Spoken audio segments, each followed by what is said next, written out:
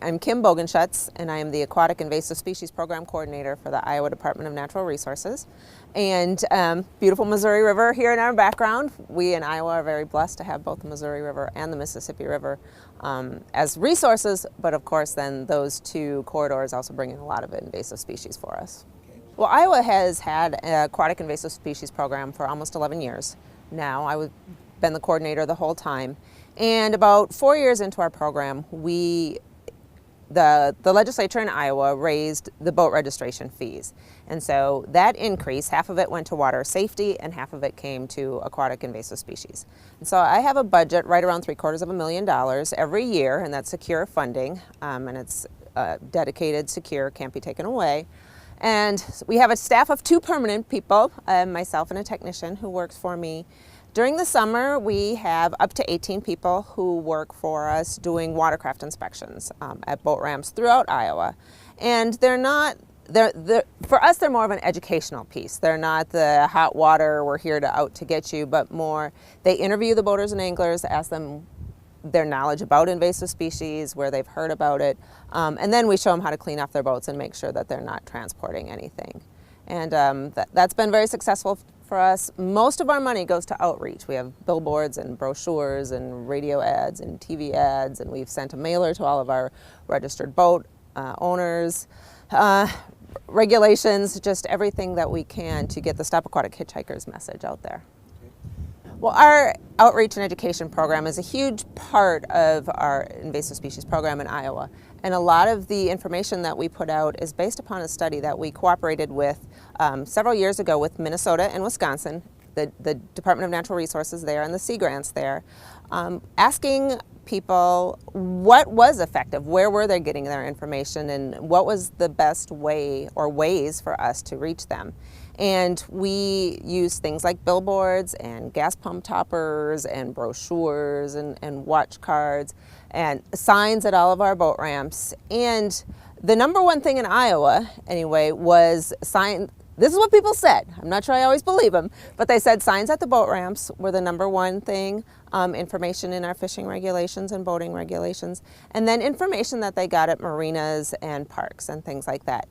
Billboards didn't come out that high, but we feel that they're an important part because, you know, thousands and thousands of people see them every day.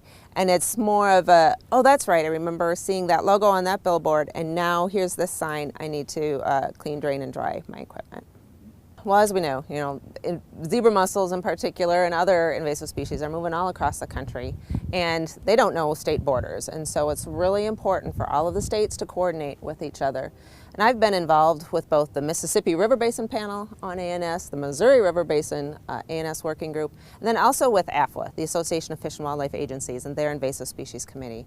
And what we're trying to do is to get states coordinated in their programs. Funding is limited for almost everyone, and so the limited dollars that we have, we need to put to the most effective programs. And that's really preventing these things from getting in the first place, because once they're here, we have a hard time getting rid of them if that's at all possible. And so all the states working together, similar outreach, similar messages, with the limited dollars that we have, getting the word out to our boaters and anglers that, hey, this is really important to stop the spread of these aquatic invasive species. Prevention really is key to control invasive species across the country and out west. And because we have limited staff in all of the states and limited dollars, we really need to reach the boaters and anglers. It's up to them. We can't do everything for them. And so it's important for them to get the message that, hey, it's my responsibility to clean and drain and dry my equipment. It's my responsibility because I want to be able to use these lakes in the future. And we've seen the damage that zebra mussels can do. And in Iowa, we have, the Asian carp and Eurasian water milfoil, a lot of other things too. And we've seen the damage. But we don't have them everywhere. We've had zebra mussels in the Mississippi River since 1992, so that's a long time for us. The first time that we saw them in an interior lake was in 2005. And so prevention is possible, and it is up to, to the boaters. We have boaters moving around, but we can do it if we get the message out to everyone and let them know how important it is, and we're just trying to do it to preserve the resources that they're using. in Iowa, we've had zebra mussels in the Mississippi River portion of our border since 1992, which was only 4 years after they were discovered in the Great Lakes. And so it only took them 4 years to get from Lake Michigan through the Illinois River and into the Mississippi River. Since that time, they've pretty much stayed there. They stayed there for over 10 years. The first interior lake that had zebra mussels was Clear Lake, which is in the north central part of Iowa. So it's over 100 miles from the Mississippi River. Zebra mussels didn't walk there, so we know they were transported on a boat. The first year there were 2, then the next year there were a dozen, and now we're to the point where everything is covered.